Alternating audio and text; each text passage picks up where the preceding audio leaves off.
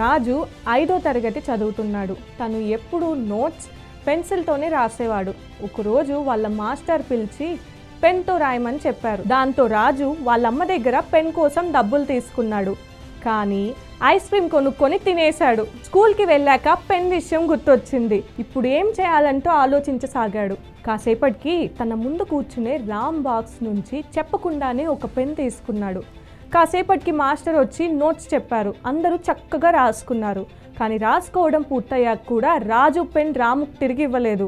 అప్పటి నుంచి రోజు దాంతోనే రాసుకోసాగాడు. కానీ రాము చూడకుండా దాన్ని దాయడానికి ఇబ్బంది పడుతూ ఉండేవాడు. ఎక్కడ చూస్తాడో అన్న భయం వదిలేదే కాదు. దాంతో కొన్నాళ్లకు రాజుకి ఆ పెన్ అంటేనే చిరాకేసింది. తెలియకుండా తీసుకున్న పెన్తో ఇన్ని బాధలా అనిపించింది. ఇక వెంటనే అది రాముకి ఇవ్వబోయాడు.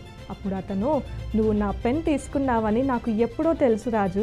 చెప్పకుండా తీసుకున్నావు కాబట్టి మనస్ఫూర్తిగా దాన్ని ఉపయోగించుకోలేకపోయావు. అది తప్పని నీకు నువ్వుగానే తెలుసుకోవాలని ఇన్ని రోజులు ఏమీ అనలేదు.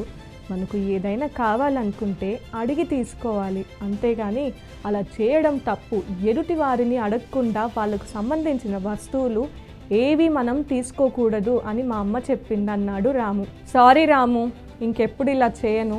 ఇదిగో నీ పెన్ తీసుకో అన్నాడు రాజు. మరేం పర్లేదు, ఇది నువ్వే ఉంచుకో, ఇంకోసారి ఇలా చేయకంతే అన్నాడు.